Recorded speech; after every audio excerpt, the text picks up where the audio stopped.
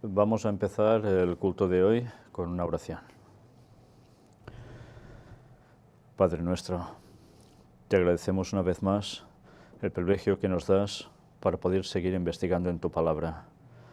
Y te queremos pedir, Señor, que sea el Espíritu Santo el que nos vaya guiando a toda la verdad, a toda la luz, para llegar a ser totalmente afines contigo, para que tú mores en nosotros y la comunión esté también entre nosotros. Bendícenos, Señor, y ayúdanos siempre a que nuestro orgullo esté totalmente pisado, para que solo tú seas ensalzado en todo momento. Perdona nuestros pecados. En el nombre de Jesús te lo pedimos. Amén. Bien, el tema de hoy, ya veis el título, el amor y la lluvia tardía. Normalmente son dos temas que parecen que vayan totalmente aislados. Es difícil oír que se hable de amor y lluvia tardía como una conjunción de dos cosas. La verdad es que cuando hablamos de amor, y sobre todo últimamente en las iglesias, se habla de un amor ya demasiado sentimental, de un amor solo como siempre se está tratando, cada vez más poético, pero a veces se habla de un amor que no es el práctico. Y la Biblia, ¿sabéis?, tiene una cosa muy clara, y es que es práctica. Por encima de cualquier teoría, la Biblia no sirve de nada si no hay algo que sea aplicado día a día. Pero diréis, ¿y esto qué tiene que ver con la lluvia tardía? ¿Qué es la lluvia tardía, para empezar? Sabemos, por la palabra de Dios, que la lluvia tardía es una manifestación del Espíritu Santo que debe haber en los últimos tiempos de un modo extraordinario en su pueblo, a tal punto que va a generar que haya una predicación intensiva, que se den una serie de situaciones muy concretas para ello, y que el pueblo de Dios va a hacer grandes cosas. A veces nos podemos preguntar, ¿por qué el pueblo de Dios ahora no hace grandes milagros? ¿Es que el pueblo de Dios no está en consonancia con Dios? Sabéis, el lenguaje es muy claro al respecto. Todo tiene su tiempo. Y ahora esos momentos no tocan. Hay milagros concretos, precisos para algo, pero el pueblo de Dios no va haciendo milagros por aquí y por allá, porque no toca. Eso va a tocar justo un tiempo antes del regreso de Cristo. Y por eso es conocido como la lluvia tardía. Si hay una lluvia tardía, quiere decir que hubo una lluvia temprana, y esa fue en Pentecostés con los apóstoles. Ellos recibieron el Espíritu Santo, ¿y qué hicieron? Salieron a predicar con gran fuerza, y en consecuencia también, ¿qué hacían? Milagros. ¿Después duró mucho más esto? No. Tuvo su fase. ¿Por qué después ya no? Pues porque hay etapas en las cuales es necesario que el Evangelio se impulse de un modo tremendo y otros en el que la cosa debe ir razonada. Y sabemos que en el último tiempo va a haber un conflicto de milagros, porque Satanás va a provocar milagros engañosos. Y el pueblo de Dios, ¿qué hará también? Milagros. Con lo cual la gente ya no solo no podrá decir, es que esos hacen milagros y los otros no, sino que dirán, vale, estos hacen milagros, los otros también. Pero entonces, ¿qué necesitarán?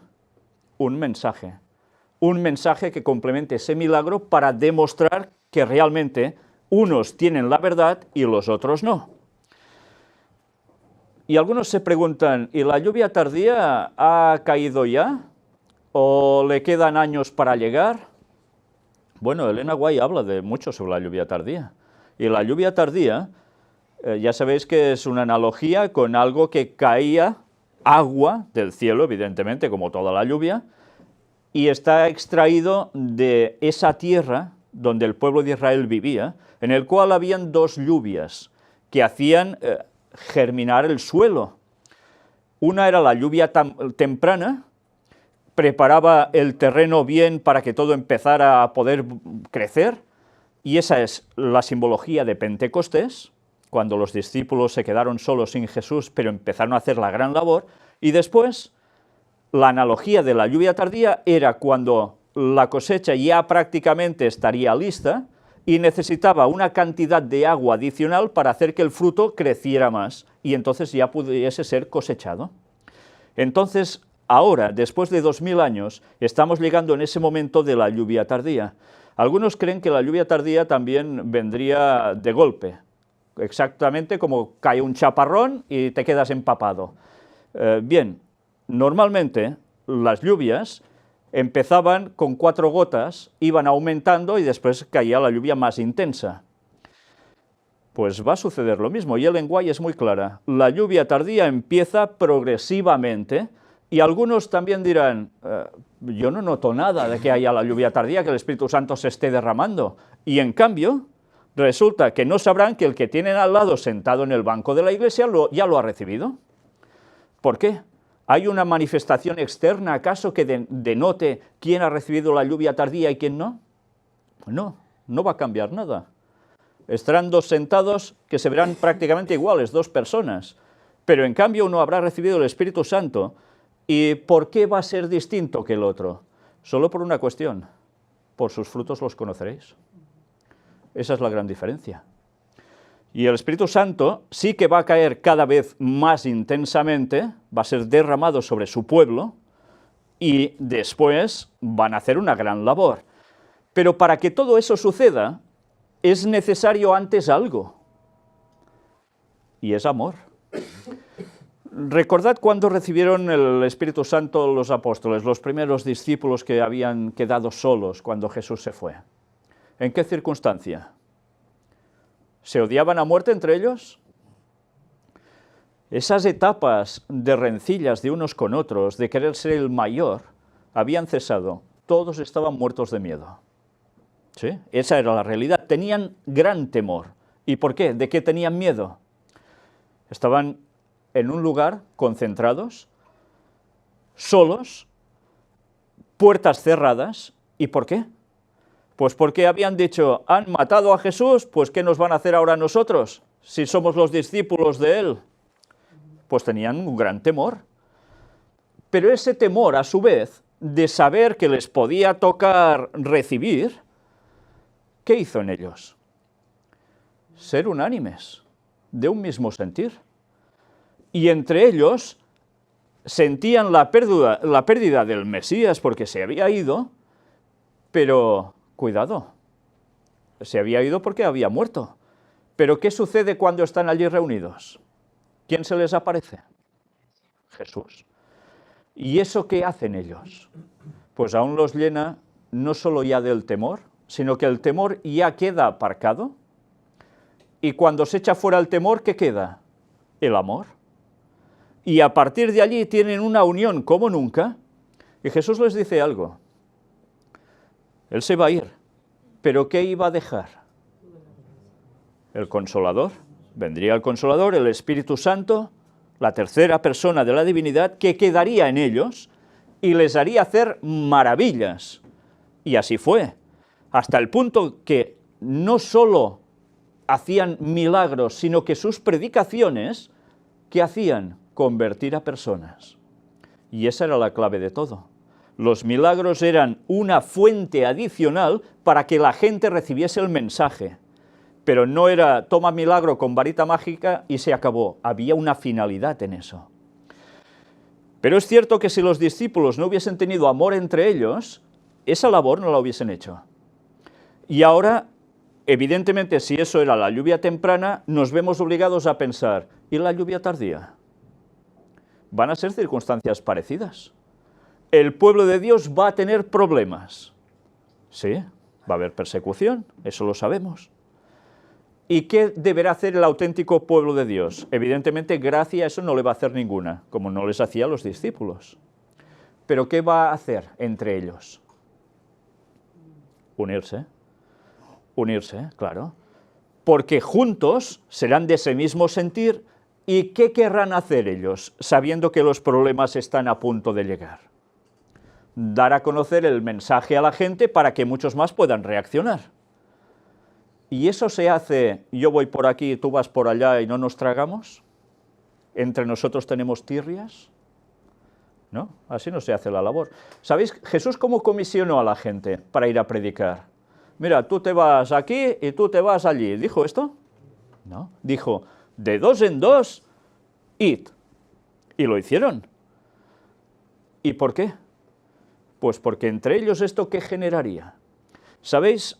Yo tuve la oportunidad de ser colportor junto a mi hermano Josep, hace ya bastantes años. Ya sabéis que colportor son las personas que van vendiendo libros de la Iglesia Adventista. Y, ¿sabéis? Cuando uno va solo, realmente es duro. Pero cuando uno va con otro, claro que la dureza nadie la quita, pero a veces parece que la compañía ayude, ¿verdad? Porque uno a otro se apoya, y uno a otro, si en un momento algo baja de moral, el otro puede tener unas palabras de ánimo. ¿Y por qué? Pues porque Dios, en definitiva, está trabajando en estas personas. Y yo tengo experiencias muy buenas con mi hermano José mientras colportábamos. Y momentos difíciles, duros, orar juntos y ver después la respuesta divina en todo ello. Y esto también pasa cuando ibas a predicar casa por casa. Ibas con otro, te encontrabas chascos, te encontrabas malas caras, te podías encontrar muchas situaciones. Y en esos momentos siempre el compañerismo con otro ayudaba mucho. Y esos momentos de decir antes de llamar a una puerta, vamos a hacer oración para que el Señor toque el corazón, prepare el terreno, y veías auténticos milagros. Y veías respuestas. Pues nosotros igual, pero eso se puede conseguir si vas con otra persona a dar el Evangelio, porque teóricamente tenemos el mismo mensaje, pero uno no se traga con el otro. ¿Verdad que no? ¿En qué debían notar la gente del mundo que los discípulos eran distintos al resto? ¿Sabéis? En la Biblia se habla, por ejemplo, de que hay apóstoles que van andando y se encuentran con algún judío que es mago, por ejemplo, y hace milagros. Pero hay una diferencia entre él y ellos, y era su forma de ser. Unos denotaban algo que el otro no tenía. ¿Y qué era? No solo el mensaje, sino el amor que transmitían. Y eso es básico. Nosotros a veces podemos tener grandes argumentos para proyectar a la gente. Podemos hablar de masonería, de protestantismo, de catolicismo, de lo que queramos.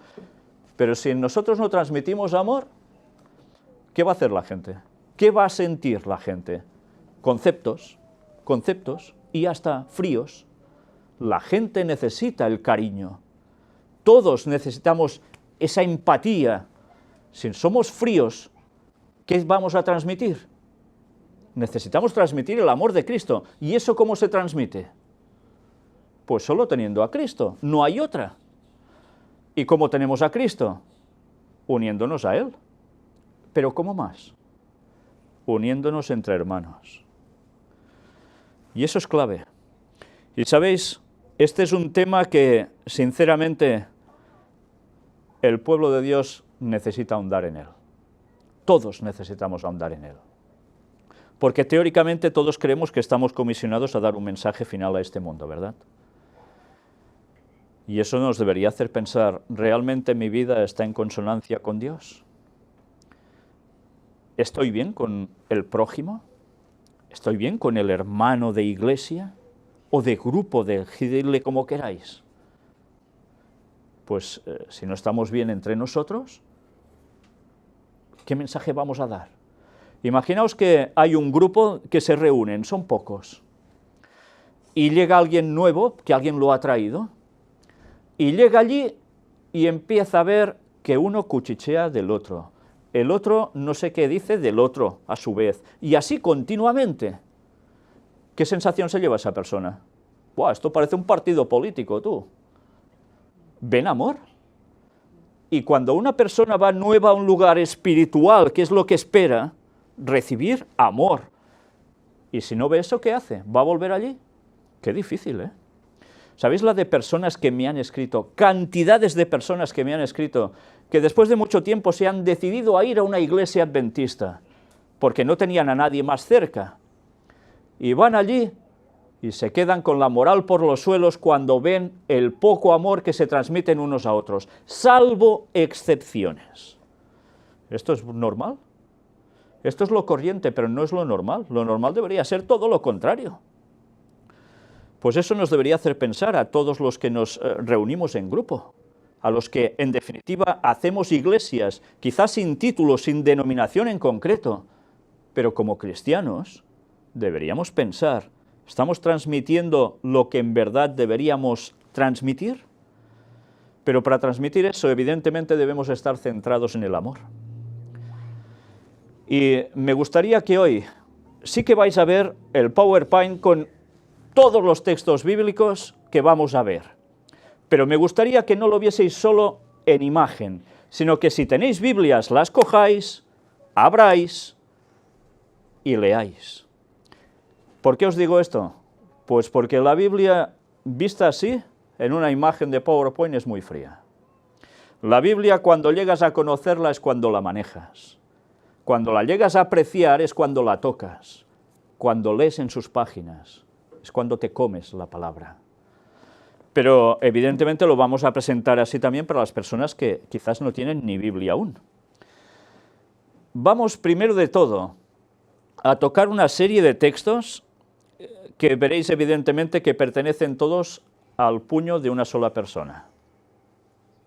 Y es un discípulo, Juan. Todos recordamos a Juan como el discípulo conocido como ¿qué? El del amor. Y es curioso, porque cuando ves la historia de Juan, que era el más joven de los discípulos, el que llegó a reclinar su cabeza en el hombro sobre Jesús, que esto debería ser una imagen verdaderamente súper emotiva, pero resulta que cuando llegas a ese punto, está muy bien, es muy bonito, pero miras un poco antes su vida y resulta que era uno de los hijos del trueno, Juan y Zebedeo, su hermano. ¿Y qué quería decir que eran hijos del trueno? Pues que había un carácter allí que de pacífico poco. Sí, ellos estaban en esa línea de querer instaurar un reino para Dios en la tierra, pero ¿a base de qué? ¿De espada? Sí, celotes. Y mirad cómo Jesús, a pesar de que pueda haber una apariencia en la persona, una fachada, él leía el corazón. Y sabía que esos dos muchachos, había algo en sus corazones que podía cambiar. Y Jesús, que sabía eso, los llamó. Y Juan termina siendo conocido como el discípulo del amor. ¿Qué cambio debería hacer este muchacho para llegar a ser anciano y aún escribir hasta el Apocalipsis? Y siempre con un amor primordial. Hasta sus últimos días, Juan fue el único de los discípulos que no murió asesinado, no murió mártir. Fue desterrado y no lo pasó bien, pero no lo asesinaron. Es el único que quedó con vida hasta el final, que se sepa. Y a veces a Juan lo conocemos o por el Evangelio, o bien por el Apocalipsis. Que dices, también la gente que no sabe de Biblia dice, ¿cómo puede ser que en un lugar hable tanto del amor de Jesús y en el otro parece que está explicando eso, el Apocalipsis, el fin del mundo, qué terror? No, todo va unido. El mensaje de Dios es un prisma, tiene distintas caras, pero todo es el mismo. Y si sacamos una de esas caras porque nos molesta, pues vamos mal, porque en verdad no estamos aceptando lo que Dios quiere para nosotros, no estamos aceptando su amor, rechazamos algo. Pero es que resulta que Juan no solo escribió el Evangelio, escribió 3 epístolas, 3 cartas. No son muy extensas, la más larga es la primera, las otras 2 prácticamente es nada. Pero es nada, pero con un contenido tremendo. Pues vamos a centrarnos en los escritos de Juan respecto al amor. Porque es curioso, los otros apóstoles escriben sobre muchas cosas, es cierto que escriben sobre amor, por supuesto, pero ya sabéis que cada uno, como individuos, percibimos las cosas de modos distintos, porque todos somos diferentes. Y Juan tenía el don del amor puesto en él, hasta el punto en que vamos a ver lo que escribe. Y vais a ver cómo Juan, en esas épocas en que se estaban estableciendo iglesias, él no solo va y les dice, tenéis que tener clara esta doctrina y tenéis que tener clara esta otra doctrina y hablando solo de doctrinas. No, les dice algo más.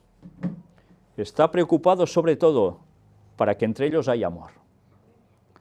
porque de nada sirve la mayor teología del mundo si no hay amor. Imaginaos a Jesús haciendo esas grandes predicaciones, esos grandes milagros, pero que los niños cuando lo vieran se fueran corriendo. ¿Verdad que no cuadra? Porque Jesús transmitía amor. Y debido a lo que transmitía, captaba la recepción de las mentes de las personas. Pues Juan estaba funcionando en ese mismo parecer. Si vamos a Primera de Juan, capítulo 3, nos habla directamente de amor, sí. Pero mirad en qué contexto. Si miramos el capítulo 2, nos está hablando del anticristo. Y diréis, ¿cómo puede ser que de repente nos está hablando de una cuestión tan dura como es el anticristo, una cuestión diabólica en definitiva, y de repente nos sale con amor? ¿Por qué? Pues ya lo iremos viendo en definitiva. Mirad los versículos 10 y 11. En esto se manifiestan los hijos de Dios y los hijos del diablo. Todo aquel que no hace justicia y que no ama a su hermano, no es de Dios. Porque este es el mensaje que habéis oído desde el principio, que nos amemos unos a otros. ¿Sabéis esto? La verdad es como si te dieran de bofetadas en la cara en un momento. Porque todos nos llenamos la boca de hablar de amor y de palabras de Jesús. Desde los púlpitos va lleno a hablar de esto. Pero resulta que luego uno se pone entre la congregación y te das cuenta que algo está fallando. Y ese amor no es tal. Mirad, hay dos manifestaciones claras. Una es la de los hijos de Dios, otra la de los hijos del diablo. Hay personas que dicen, todos somos hijos de Dios. Claro, por creación sí. Pero Dios selecciona, como Él dijo, a algunos les dijo, vosotros de vuestro padre el diablo sois. ¿Y por qué dijo eso? Pues muy fácil, porque si no haces la voluntad de Dios, te manifiestas como hijo del diablo, haces la voluntad del diablo. Y no hay más padres que valgan aquí, ¿eh? Si no hacemos justicia, no amamos al hermano. No es de Dios. Mirad cómo a veces entre nosotros pueden haber tonterías. Es verdad, pueden haber tonterías. Somos humanos, todos tenemos relación, somos seres sociales, y a veces pueden surgir entre nosotros bobadas. Pero esas tonterías se pueden acrecentar o se pueden solucionar. Y a veces es cierto que puede haber habido entre personas unos roces que van más allá de una poca cuestión de hablas o de contenidos de conceptos. Que hayan habido relaciones potentes entre personas, pero esas personas, por lo que sea, se han herido. Por lo que sea. Y los dos se dicen que son cristianos. Pero resulta que el uno al otro no se pueden ver. Y en una misma congregación no se saludan. Y además levantan chismes uno contra otro, aunque sean verdades, que lo único que generan, ¿qué es? Como decimos aquí, mal rollo. No generan un buen ambiente. Y como consecuencia, ¿qué pasa?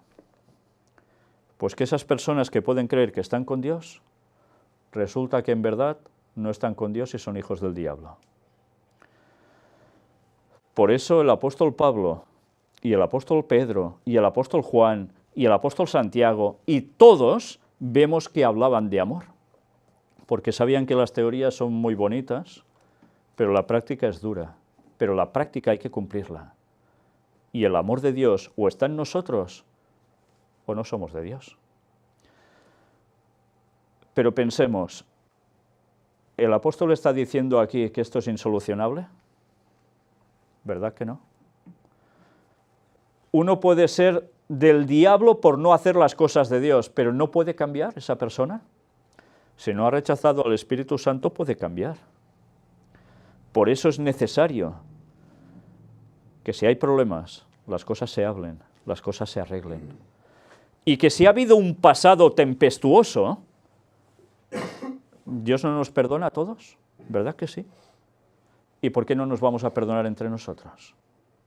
Si nosotros no perdonamos al prójimo, o no pedimos perdón también por lo que hacemos nosotros, porque a veces pueden ser más de un factor, puede ser recíproco, ¿vamos a obtener el perdón de Dios? Y a veces pensamos que sí. Pues no. Mirad en 1 de Juan 3. Si os habéis dado cuenta, habla del anticristo antes y después nos empieza a hablar de esta situación de amor entre hermanos. ¿Qué quiere decir? Que el sistema del anticristo, que evidentemente iba a ser el sistema papal, que se originó ya con esos judíos que eran contrarios al cristianismo, que lo infiltraron, que hicieron tantas cosas, pero después, el mismo espíritu de anticristo puede estar entre los miembros de Iglesia. Y eso no puede ser. Mirad qué nos dice 1 de Juan 3, del 14 en adelante. Nosotros sabemos que hemos pasado de muerte a vida en que amamos a los hermanos. Ahora os dirijo un mensaje a todos vosotros como me lo dirijo a mí. Sabemos que hemos pasado de muerte a vida en que amamos a los hermanos. Y ahora pienso mirándoos a cada uno de vosotros y pienso que todos deberíamos hacer ahora lo mismo, pensando en personas que tengamos en mente. ¿Realmente amo a cada uno de ellos?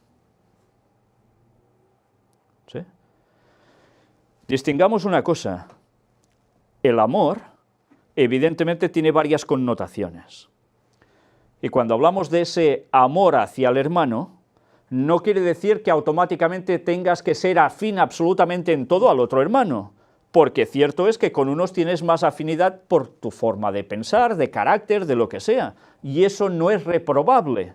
En absoluto. ¿Jesús qué hacía? Estaba con sus discípulos, pero cuando tenía un rato, ¿qué hacía? ¿Dónde se iba? ¿Lo recordáis? Se iba a Betania.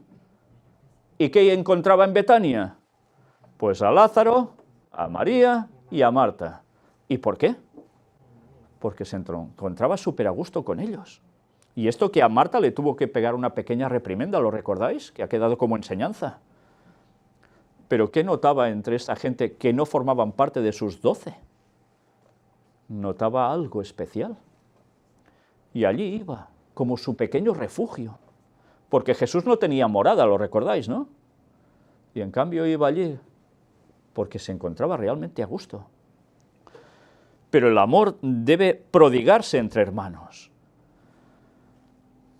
Si nos dice claramente, el que no ama a su hermano permanece en muerte. ¿Cómo vamos a ir a predicar a los otros si entre nosotros no nos tragamos? ¿Qué mensaje vamos a dar? ¿De vida o de muerte? No puede ser. Todo aquel que aborrece a su hermano es homicida. Y sabéis que ningún homicida tiene vida eterna permanente en él. Una vez más, aquí Juan no se está inventando nada, está recordando las palabras de Jesús, que Jesús dijo, solo que le digas necio al que está por allí, es como si lo hubieses matado, porque ya no soportas a ese hermano o a quien sea. Y Juan recoge esas frases de Jesús. En esto hemos conocido el amor, en que Él puso su vida por nosotros. También nosotros debemos poner nuestras vidas por los hermanos. ¿Seríamos capaces de dar la vida por cualquier hermano de nuestra creencia? Es para pensar, ¿eh? Quiere decir que verdaderamente se debe sentir amor, no debe ser solo una teoría, ¿eh? Pero ¿quién hizo esto de poner su vida por nosotros? Cristo. Mirad una vez más, el amor cristiano puede ser muy bonito si hablamos de amor entre hermanos, pero si no está basado en el auténtico amor hacia Cristo, todo es una pantomima, es un sentimentalismo, y eso es quebradizo. Tiene que tener la base en Cristo. Pero el que tiene bienes de este mundo y ve a su hermano tener necesidad y cierra contra él su corazón, ¿cómo mora el amor de Dios en él? Que Dios te ayude, ¿eh? Hala, espabilate. Y tienes la oportunidad de poder ayudar quizás, y no lo haces. Bueno, hay veces en que realmente no se puede, pero dentro de lo posible hay que hacerlo. Hijitos míos, no amemos de palabra ni de lengua, sino de hecho y en verdad. Juan es clarísimo, ¿eh? No se anda por las ramas, dice las cosas tal como son. Y en esto conocemos que somos de la verdad y aseguraremos nuestros corazones delante de Él. Pues si nuestro corazón nos reprende, mayor que nuestro corazón es Dios y Él sabe todas las cosas. ¿Qué quiere decir? Que también nos hemos de autoanalizar, ¿verdad? Tenemos una conciencia que para eso nos la ha dado Dios. Y si nuestro corazón nos dice, hey, no vas bien, ¿qué hemos de hacer? ¿Rechazar? No, hemos de empezar a pensar y decir, pues Señor, perdóname, y dar los pasos necesarios para corregir la situación. Y eso no es ninguna tontería, sino que es lo mejor que puede hacer una persona, porque es lo que realmente le va a unir a Dios y al hermano. Amados, si nuestro corazón no nos reprende, confianza tenemos en Dios. Y cualquiera cosa que pidiéremos la recibiremos de Él, porque guardamos sus mandamientos y hacemos las cosas que son agradables delante de Él. Si nuestro corazón no nos reprende, ¿qué quiere decir esto? Pues que igual tú ves que estás bien con los demás, que tú no notas que haya algo en ti que diga, a ese no lo trago. ¿Y eso es mala señal? No, no es mala señal si es verdad, si tú estás a bien. Por eso nos dice que entonces todo va bien, confianza tenemos en Dios. Y entonces Dios, ¿qué hace? Si le pedimos algo, ¿nos lo va a denegar? No, porque estás en su sintonía. Esto no quiere decir que seas perfecto, pero quieres andar en la perfección y Dios te va a escuchar, porque aunque seas débil, el Señor, ¿qué? ¿Nos odia o nos quiere? Pues claro que nos va a escuchar. Quiere lo mejor para nosotros. Pero claro, hemos de hacer el paso para cambiar lo malo. Y mirad si no, porque dice, guardamos sus mandamientos. Amar sin guardar los mandamientos es un amor de risa. Eso ni es amor ni es nada. La base debe ser guardar los mandamientos. Y a veces pensamos que los mandamientos solo son el amor al prójimo o el amor a Dios, pero a veces esa conjunción de las dos cosas no la terminamos de cuadrar, y no sé por qué, pero somos así. Y este es su mandamiento, que creamos en el nombre de su Hijo Jesucristo y nos amemos unos a otros como nos lo ha mandado. Por tanto, nos vamos a amar de verdad los unos a los otros, ¿cómo? Si de verdad, ¿qué hacemos? Tenemos al Hijo, ¿dónde? Con nosotros, no hay otra. Este es el auténtico cariño, el auténtico amor. Esto no es fingimiento, esto es lo que va a emanar de nosotros si estamos conectados con Dios. Y el que guarda sus mandamientos permanece en Dios y Dios en él. Y en esto sabemos que Él permanece en nosotros, por el Espíritu que nos ha dado. ¿Os dais cuenta? ¿Cómo podemos saber que el Espíritu Santo está en nosotros? Pues si notas que estás a bien con los hermanos, al menos por tu parte. Así lo notas. En el momento en que hay algo que no termina de cuadrar con esto, pues tenemos un problema no solo con los hermanos, sino con Dios.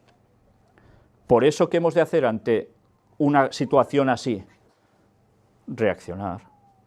Y si se reacciona positivamente, pues demos gracias a Dios que nos ha ido trabajando para que reaccionemos. Y eso es lo mejor que puede pasar, porque después las personas se unen más que nunca. Primera de Juan 4, ya veis que sigue hablando de lo mismo.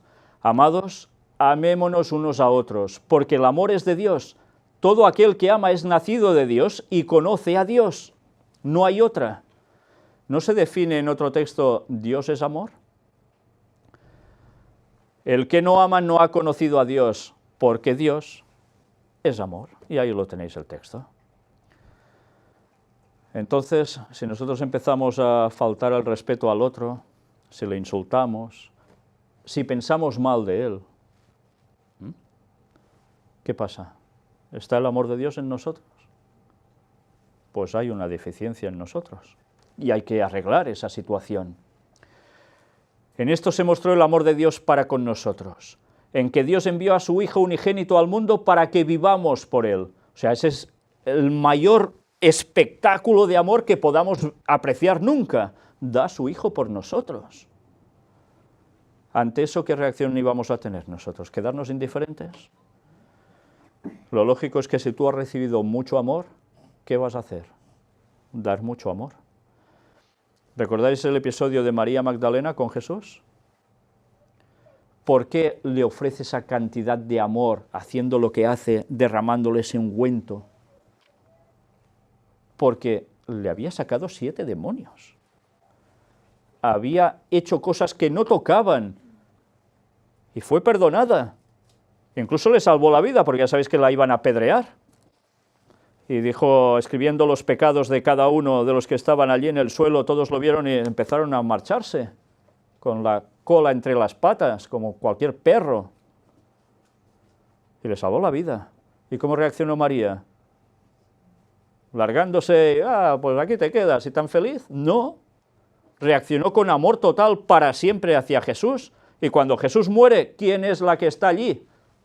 ¿Y quién es la que después va a la tumba y se queda allí? ¿Y quién es a quien se le aparece? Pues a María Magdalena, entre otras. Porque el amor que sentía María por Jesús era tremendo. Había vivido el amor, había sentido el amor. ¿Y qué iba a hacer? Corresponder con amor, ¿cómo no? Y nos sigue hablando el apóstol Juan. En esto consiste el amor. No en que nosotros hayamos amado a Dios, sino en que Él nos amó a nosotros y envió a su Hijo en propiciación por nuestros pecados. Esto sí que es amor. O sea que quien nos busca en verdad es Dios a nosotros. Y cuando nosotros buscamos a Dios, en alguna ocasión puede ser así, es porque Dios ya lo ha puesto en nosotros. O sea que no tenemos mérito alguno. Pero gracias a Dios que hace eso por nosotros. Amados, si Dios nos ha amado así, debemos también nosotros amarnos unos a otros. Y ahora imaginaos por un momento una escena irreal, pero para que os situéis. ¿Os imagináis que estáis a los pies de la cruz del Calvario? Cristo clavado allí, está agonizando ya. Y nosotros estamos diciendo, yo sigo a Jesús, yo lo amo, yo... Sí. Y al lado hay otro que dice lo mismo. Pero resulta que entre ellos no se quieren ni ver. ¿De verdad están sintiendo el amor de Dios, que está muriendo por sus pecados? Para que haya reconciliación entre Dios y los hombres y también entre los hombres. ¿Os dais cuenta? ¿Verdad que sería absurdo? Pues bueno, cada vez que hay una división entre hermanos, que no se pueden tragar, que no se perdonan en verdad, si no se perdonan es porque hay orgullo en los corazones, no hay otra. Imaginaos a estas personas si nos pasa a nosotros puestos a los pies de Cristo, en la cruz, con Él clavado allí. ¿Sería consecuente esto? Seríamos los cristianos más penosos de la historia. Y tantas veces pasa eso, tantas veces. ¿Sabéis? El Papa de Roma dice que, la peor de las cosas es la división entre los cristianos. Y eso hace que el mensaje no llegue al mundo. Él lo hace por ecumenismo, evidentemente es su trampa perfecta. Pero en el fondo hay una cuestión que es verdad. ¿Cómo vamos a odiarnos entre hermanos? ¿Cómo vamos a tener rencillas con nadie? No puede ser. Evidentemente el papado siempre coge la parte que es bonita y lo hace, así abrazo a todos los movimientos religiosos del mundo, hago ecumenismo y podré mandar e instaurar lo que quiero. Eso es lo que busca el papado. Pero en el fondo la cuestión es cierta. Como siempre Satanás coge lo de Dios y ¿qué hace? Lo gira a su estilo para que la gente caiga de cuatro patas en el gran engaño. Bueno, pues sigue escribiendo él aquí. En esto conocemos que permanecemos en Él y Él en nosotros, en que nos ha dado de su Espíritu. Y nosotros hemos visto y testificamos que el Padre ha enviado al Hijo, el Salvador del mundo. Todo aquel que confiese que Jesús es el Hijo de Dios, Dios permanece en Él y Él en Dios. Y nosotros hemos conocido y creído el amor que Dios tiene para con nosotros. Dios es amor y el que permanece en amor, permanece en Dios y Dios en Él. Por tanto, si nuestro amor hacia el prójimo ¿se ha visto cortado? ¿Permanece Dios en nosotros? No. Podemos autoengañarnos, autoconvencernos, pero no, Dios no está en nosotros. En esto se ha perfeccionado el amor en nosotros, para que tengamos confianza en el día del juicio, pues como Él es, así somos nosotros en este mundo. Como Él es, así somos nosotros en este mundo. ¿De verdad reflejamos a Cristo? Es fuerte, ¿eh? Son palabras que a veces podemos oírlas de retórica o leerlas, pero cuando realmente nos lo aplicamos, es para pensar, ¿eh? En el amor no hay temor, sino que el perfecto amor echa fuera el temor, porque el temor lleva en sí castigo, de donde el que teme no ha sido perfeccionado en el amor. No hay vuelta de hoja. Nosotros le amamos a Él porque Él nos amó primero. ¡Qué maravilla! Si alguno dice yo amo a Dios y aborrece a su hermano, es mentiroso. Juan ama mucho, pero ¿se esconde de algo para ganarse a la gente? No. Las cosas por su nombre. Dices que amas y aborreces al otro, eres un mentiroso. Tú no amas. Pues el que no ama a su hermano, ¿a quién ha visto? ¿Cómo puede amar a Dios a quien no ha visto? Más lógico imposible, ¿eh? Y nosotros tenemos este mandamiento de Él. El que ama a Dios, ame también a su hermano. ¿Por qué se dan los 10 mandamientos en 2 tablas? Porque unos son 4 mandamientos de nuestra relación con Dios, el amor, y los otros 6, la relación con el prójimo, amor también. Esto va junto, es todo el carácter de Dios. Por eso debemos cumplir los 10 mandamientos, solo que aparquemos uno porque no nos da la gana seguirlo, ya estamos sentenciados, si lo hacemos adrede. Vamos a 1 de Juan, capítulo 5, versículos del 1 al 3. Todo aquel que cree que Jesús es el Cristo es nacido de Dios, y todo aquel que ama al que engendró, ama también al que ha sido engendrado por él. Por tanto, ¿quién engendra? Sí, podemos decir que Dios Padre engendra a Jesús, pero ¿se está refiriendo solo a esto, en verdad? Todo aquel que ama al que engendró, ama también al que ha sido engendrado por él. ¿Quién es el que hace la creación? Es Cristo, ¿no? ¿Y quién ha hecho a los seres humanos? Cristo. Por tanto, si amamos a Dios, hemos de amar también a los demás. No hay vuelta de hoja. En esto conocemos que amamos a los hijos de Dios, cuando amamos a Dios y guardamos sus mandamientos. Pero mirad que aquí hace ya una distinción que evidentemente ya viene implicada por lo de ser engendrado por Él, porque somos engendrados por Cristo, pero podemos ser hijos del diablo, ¿eh? Cuidado. En esto conocemos que amamos a los hijos de Dios. ¿A quién está posicionándose aquí? ¿Amor hacia los otros, que no son de los del pueblo de Dios? En este caso ya se centra solo en los creyentes, en los que de verdad siguen la palabra. Cuando amamos a Dios y guardamos sus mandamientos. Por tanto, si amamos a Dios, amaremos al prójimo y ¿qué haremos? Guardaremos los mandamientos. Si esto no es así, no estamos guardando los mandamientos. Podemos caer en legalismos como caían los fariseos, ¿verdad? Que se inventaron no sé cuántas normas sobre el sábado y otras cosas más que no eran. Bueno, muy legalistas, pero denotaban amor. Pues este es el amor a Dios, que guardemos sus mandamientos, y sus mandamientos no son gravosos. Sus mandamientos no deberían ser gravosos. Primera de Juan 5, versículos 11 y 12. Y este es el testimonio, que Dios nos ha dado vida eterna, y esta vida está en su Hijo. El que tiene al Hijo, tiene la vida, y el que no tiene al Hijo de Dios, no tiene la vida. Por tanto, si no amamos, ¿de verdad vamos a tener la vida eterna? No, porque en verdad no tenemos a Cristo, aunque nos podamos llamar cristianos, adventistas y lo que nos dé la gana. Solo si tenemos a Cristo en nuestra vida, de verdad tendremos la vida eterna. ¿Quién es el dador de la vida eterna? ¿No es Cristo? Yo soy el camino, la verdad y ¿qué dijo? Y la vida. Segunda de Juan 5 y 6. Y ahora te ruego, Señora, no como escribiéndote un nuevo mandamiento, sino el que hemos tenido desde el principio, que nos amemos unos a otros. Y este es el amor, que andemos según sus mandamientos. Este es el mandamiento, que andéis en amor como vosotros habéis oído desde el principio. ¿Por qué insistía tanto Juan en el amor entre los hermanos? ¿Sabéis? Cuando estas iglesias se estaban constituyendo, estas iglesias estaban formadas ¿por quién? Por un lado había judíos, por el otro lado ¿qué había? Gentiles, todo aquel que no era judío. Y algunas habría más judíos que gentiles, en otras al revés, y en otras quizás solo habría gentiles o solo judíos. Depende de cada lugar.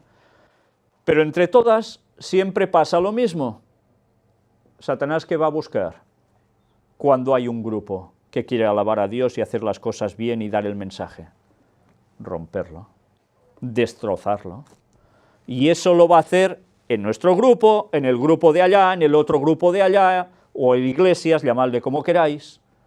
Sea donde sea, Satanás, ¿qué va a hacer? Destrozar la congregación. Porque sabe que si entran malas sintonías entre los hermanos, ese poco amor, ¿se va a dar el mensaje de verdad? No. Sino que lo más seguro es que, como se dice en catalán, parteixin peras.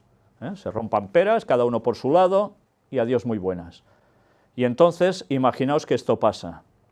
Imaginaos que luego predicáis a una persona, y esa persona resulta que te conoce a ti, pero conoce a otra que también cree lo mismo que tú, pero que sabe que entre él y tú no hay buena conexión. ¿Qué mensaje le damos? ¿Va a aceptar el mensaje? ¿O lo que vamos a hacer es el pena?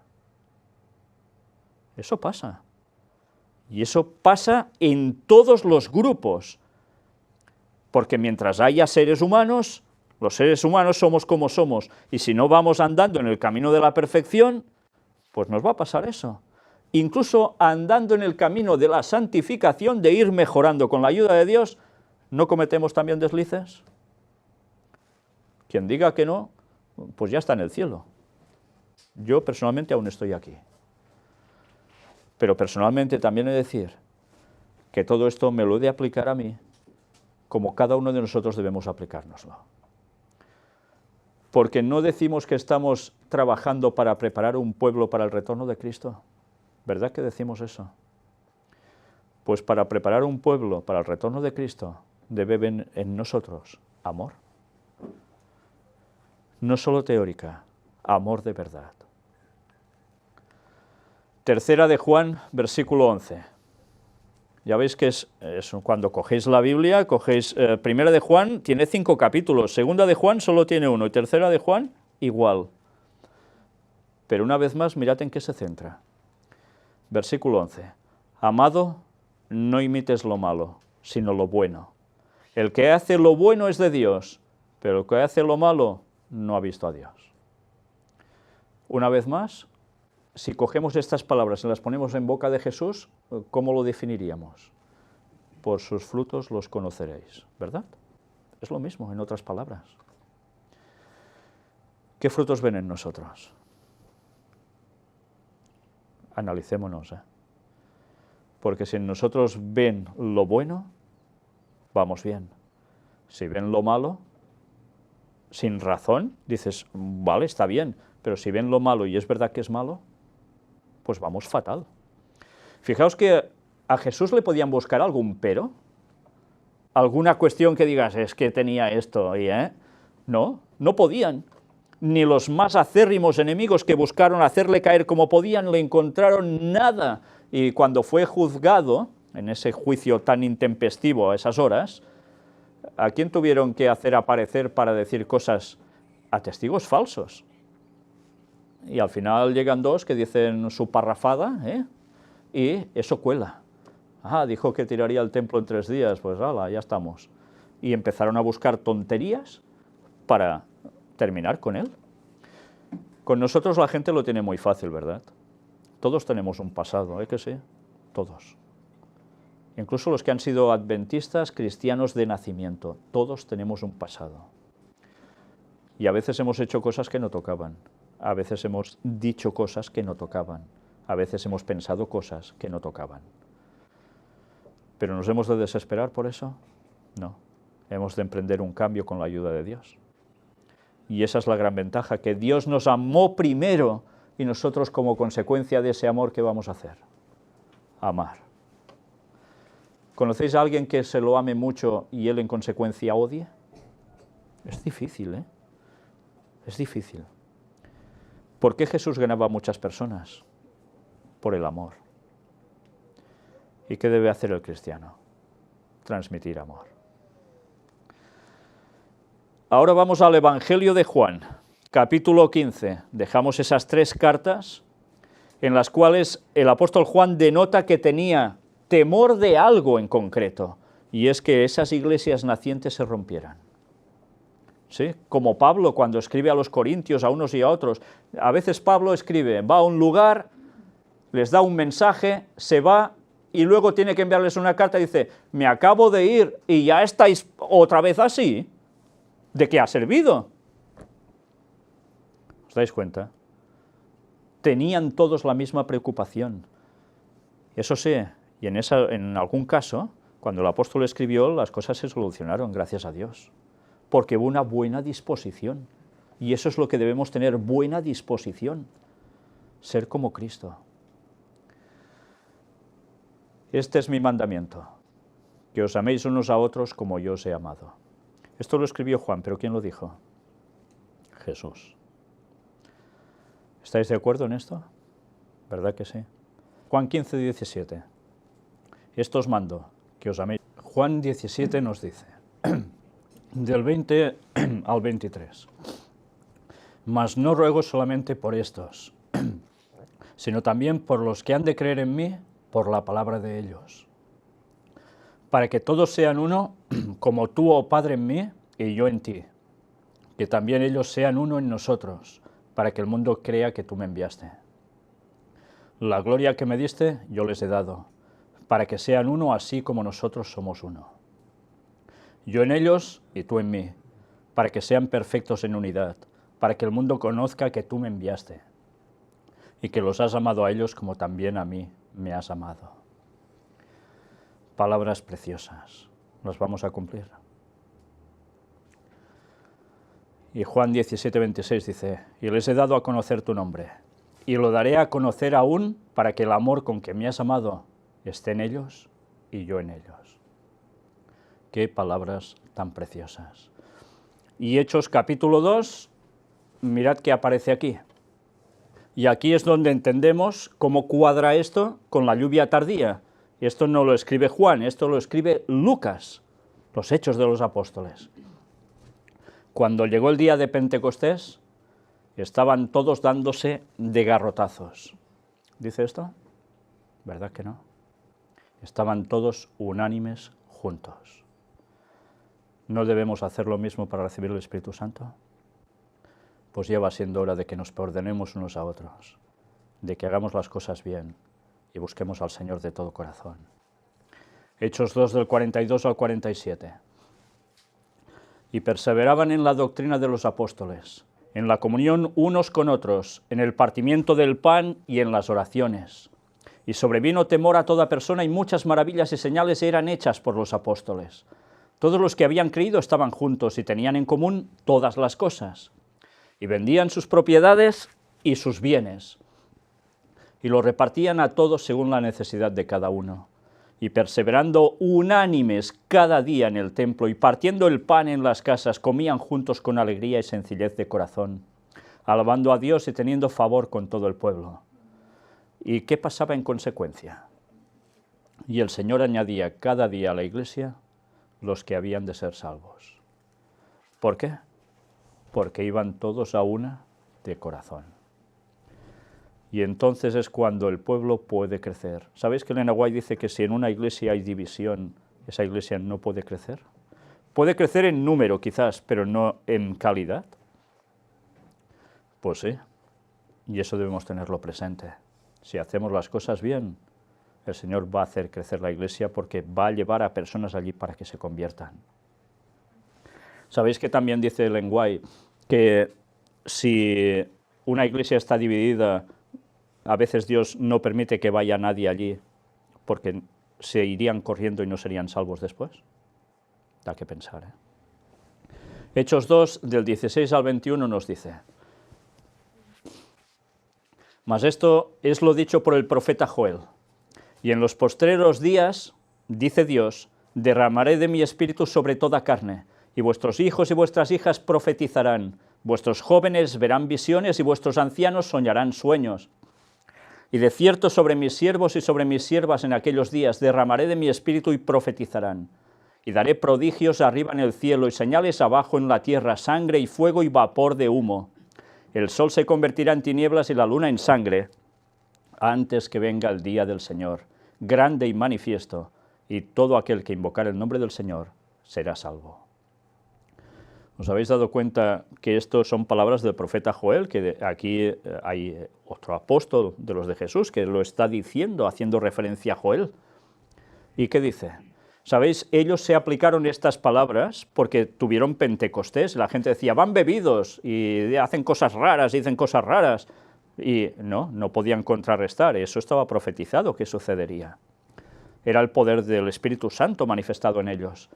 Pero mirad que ese texto no solo era de aplicación para los discípulos, sino que iba hasta los postreros días. ¿Y en qué contexto? Mirad, en el de la venida del Señor. Por tanto, ¿qué nos está anunciando Joel? No solo la lluvia temprana, sino la lluvia tardía. Y esto es lo que se va a manifestar en el pueblo de Dios, cuando el pueblo de Dios esté realmente unido y haciendo lo que tiene que hacer. Solo entonces habrá lluvia tardía y solo entonces habrá la predicación final al mundo, para que muchos sean salvos. Pues bien, nosotros terminamos el tema aquí. Un tema que la Biblia va totalmente llena de amor. Algunos solo ven desgracias, asesinatos, que Dios era un inmisericorde, un asesino, y no se dan cuenta que el Nuevo Testamento explica el Antiguo y cuando esas cosas sucedían era por algo y queda constatado. Y la gente debería indagar más en vez de buscar peros para seguir a Dios. Ojalá esto fuera así y se dejaran de tonterías. Pero hermanos y gente que quiere unirse al pueblo de Dios, o trabajamos para la unidad o estamos perdidos. O nos amamos de corazón, recordando que Cristo nos ama y nos perdona, o estamos perdidos. Y si Satanás consigue romper amor entre dos hermanos, entre grupos, sale vencedor. Y si sale vencedor, habrá muchas personas que dejarán de oír el Evangelio porque no les va a llegar. Y el diablo quiere eso. ¿Vamos a hacerle la gracia al diablo siguiendo lo que quiere? ¿O vamos a trabajar para Dios de verdad, amándonos unos a otros? Pues que el Señor nos ayude a ello, porque el mensaje final no lo van a dar solo los ángeles, precisamente, sino que vamos a ser nosotros, los humanos. Por eso Dios quiere un pueblo santo, un pueblo que se ame y un pueblo que dé el mensaje. Que el Señor os bendiga. Amén. Vamos a terminar con una oración.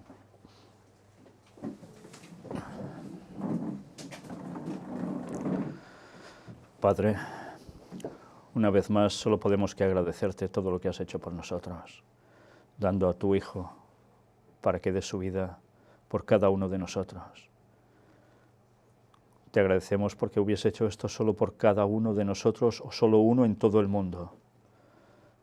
Pero Él se dispuso a venir aquí dejando todo en el cielo para salvarnos. ¿Qué más podemos querer, Señor, cuando nos rebosas con tu amor? Ayúdanos, Señor, a recordar esto siempre, a no creernos más nunca que por encima de otros, sino que todos somos iguales en ti, Señor, y queremos servirte. Utilízanos para dar este mensaje a este mundo que perece y únenos en amor, en un mismo sentir, y derrama tu Santo Espíritu sobre nosotros para que terminemos tu obra. Perdona nuestros pecados y ayúdanos, Señor, a perdonarnos. En el nombre de Jesús te lo pedimos. Amén.